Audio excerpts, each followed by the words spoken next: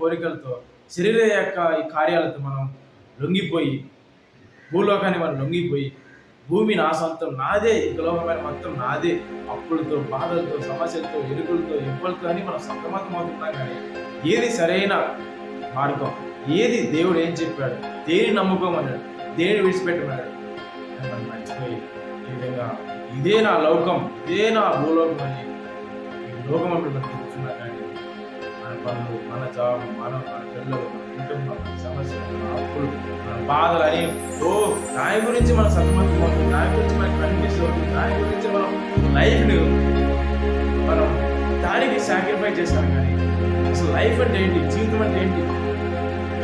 దేవుడు ఆ యొక్క 2000 సంవత్సరాల కిందట దేవుడు దేనికోసం వచ్చాడు? ఆ యొక్క పరలోకం, యొక్క సుందరమైన ఆ యొక్క పరలోకం, ఆ యొక్క లోకాన్ని వదిలి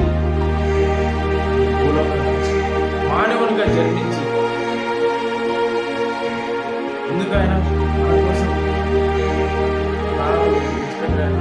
ఈ లోకానికి సంబంధించిన వాడుగా మాదిరిగా జీవించాము.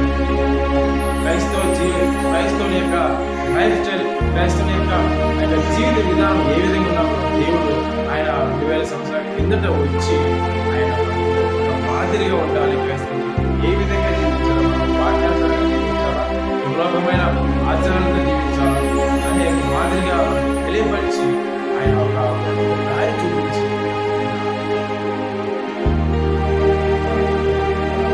ఈ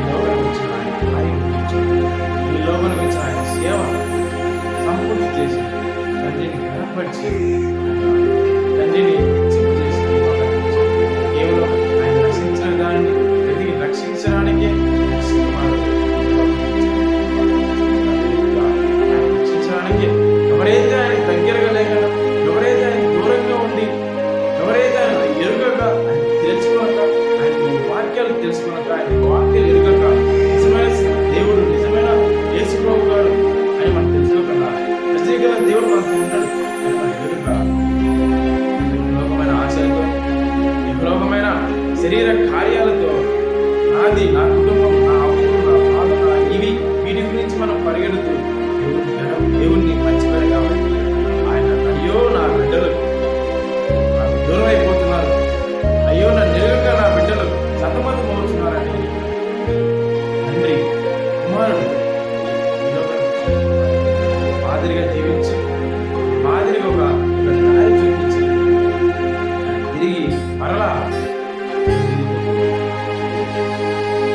ఆ విధంగా మనం తిరిగి కళ్ళు ముగించుకొని తిరిగి మన తండ్రి దగ్గరికి వెళ్ళాలి. ఆయన 2000 సంవత్సరాల కింద ఆయన వచ్చినప్పుడు ఆయన అన్ని సంపూర్తి చేసుకొని ఆయన మొత్తం ఆయన కార్యమంతా సంపూర్తి చేసుకొని తిరిగి ఆయన తండ్రి మనం కూడా అదే రీతిగా తండ్రి యొద్దకు చేరాలంటే లోకమైన కష్టాలు, బాధలు ఎందుకు భరించాలి, కుటుంబం పరంగా భరించడం కాదు, ఆయన పరంగా భరించాలి. ఒకవేళ మొదటి యోహాను సువార్త 2వ అధ్యాయం, మొదటి యోహాను 2వ అధ్యాయం. సో ఇక్కడేమన్నాడు? క్రైస్తవులు దేన్ని ప్రేమించాలి, దేన్ని విడవాలి, దేన్ని వదిలేయాలి. క్రైస్తవులైన మనం, మీరు, నేను దేన్ని విడవాలి, దేన్ని విడిచిపెట్టాలి, దేన్ని ప్రేమించాలి, దేన్ని మనసు అతుకొని ఉండాలని ఆడాక 2 వర్షాలు క్రైస్తవులు దేన్ని విడిచిపెట్టాలి? శరీర కార్యాలు, ఇకలోకమైన ఆశలు, ఇకలోకమైన పనులు, భూలోక సంబంధమైన ప్రతి ఒక్కటి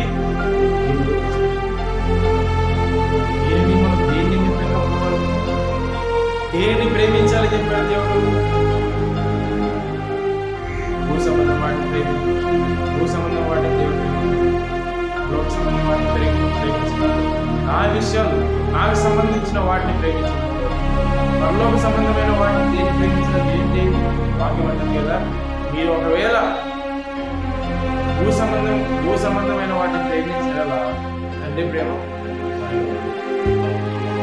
ఆ యొక్క లైఫ్లో ఈజీగా నేనెందుకు ఈ అంశం మీద తీసుకున్నాను? చాలా మంది మా సంఘస్థులైనా సరే,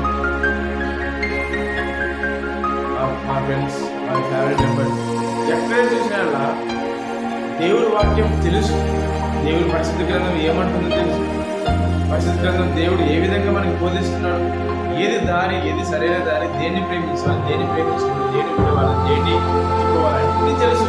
వాక్యాలు అన్ని తెలుసు.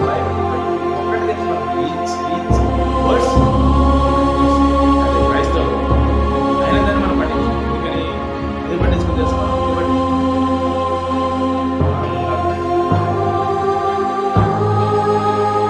అన్ని పట్టించుకుంటాం. నన్ను పట్టించుకుంటే దేవుని పట్టించుకుంటాం. నేను వాక్యం సరే నేను పోతాను. నా సమస్యలు, నా అప్పులు, నా బాధలు, నా పిల్లలు, నా పిల్లల పోషణ, నా పిల్లల మనం తెలియదు ఈ విధంగా మనం దేవుణ్ణి ప్రశ్నిస్తాం. సో వాక్యం ఏమంటున్నాయి? మీరు బ్రతకడానికి, తినడానికి, పోషించడానికి, మిమ్మల్ని మీ యొక్క భార్యలు, మీ పిల్లలు పోషించడానికి ఎన్ని పరలోకపు తండ్రికి తెలియదు. కానీ మనం ఏంటి తెలుసుకోవాలి? మొదటిగా దేన్ని ప్రేమించాలి? దేవుడు చెప్పాడు, మొదటిగా నీతిని, నా రాజ్యాన్ని. ఎవరేం చెప్పాడు? నీతిని, నా రాజ్యాన్ని వెతుకు. మొదటిగా ఆ పని చేయి. దేవుడు తెలుసు మనకు ఏ సమయంలో ఏమి ఇవ్వాలి, పిల్లలు ఎలా చూసుకోవాలి, పిల్లలు ఎలా చదివించాలి, అప్పులు ఎలా తీర్చుకోవాలి. అప్పులు చేయమన్నది దేవుడు, అప్పులు చేయమని. అది మన యొక్క అవసరం, మన కార్యాలు మనకు ఆ స్వేచ్ఛ మనకి ఇచ్చాడు దేవుడు. దేవుడు మనకు ఆ యొక్క చేయవలసిన పనులన్నీ మనం చేసుకుంటా పోతే అప్పుడే మనకు రివార్డ్ రావాలి. అప్పుడే మనకు స్వేచ్ఛ, దేవుడు మనకు స్వేచ్ఛ ఇచ్చాడు. ఏం చేయడానికి పెట్టడానికి స్వేచ్ఛ ఇచ్చాడు, నీ పూజించడానికి స్వేచ్ఛ ఇచ్చాడు. అదే కదా, ఏది మేలైన దాన్ని చేపట్టాలి. మేలైన దాన్ని చేపట్టి దాని పరంగా మనం ప్రేమించాలి. అదే వాక్యం. భూ సంబంధం వాడిని ప్రేమించుకున్నారు. ఒకవేళ మీరు భూ సంబంధమైన వాడిని ప్రేమించిన ఎడల, ఈ శరీర సంబంధమైన వాటిని మీరు ప్రేమించిన ఎడల తండ్రి ప్రేమ వానిలో ఉండదు. ఎవరైనా ప్రేమించిన ఆ తండ్రి ప్రేమ పరలోక తండ్రి ప్రేమ వానిలో. ఈ విధంగా ఆ పరలోక తండ్రి, మన తండ్రి ప్రేమ మనలో ఉండాలంటే ఉండాలి. ఈ లోకమైన ఆశలన్నీ, ఈ లోకమైన కార్యాలన్నీ, ఈ లోకమైన ప్రతి ఒక్క అవసరం మన మైలో ప్రభు నా కాదు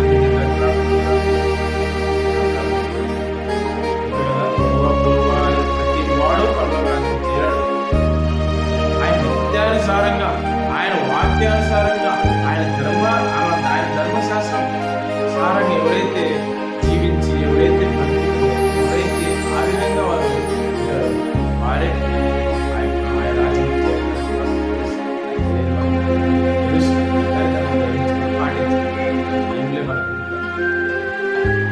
సో మనం ఎలా బ్రతకాలి, ఎలా మనం మూవ్ ఆన్ కావాలి ఈ యొక్క ప్రపంచంలో, ఈ యొక్క భూమి మీద ఆయన తెలుసు.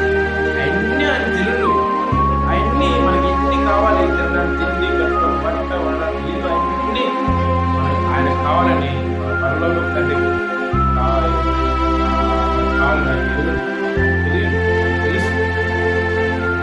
మనం ఏం చేయాలి? ఆయన రాజ్యాన్ని, వాక్యాన్ని పాటించి దానికి మనం ఉద్భవం కలిగి, ధైర్యం కలిగి, నీతి మార్గం అనుసరించాలి. ఆయన చేయాలి ప్రతి విషయం మన క్రైస్తవ జీవితాన్ని మొత్తం దేవుడికి సమర్పించేసుకోవాలి. దేవుడికి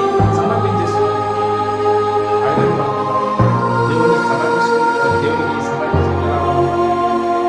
దేవుడికి సమర్పించేసుకుంటా లోకమైన వాటిని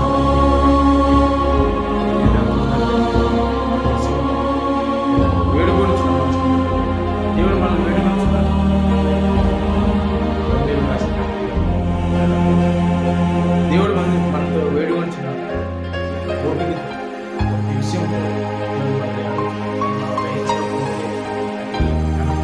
క్రైస్తవులకి ఆ యొక్క స్వేచ్ఛమైన మరియు ఆ యొక్క పవిత్రమైన వాటి గురించి మనం తెలియపరచాలి.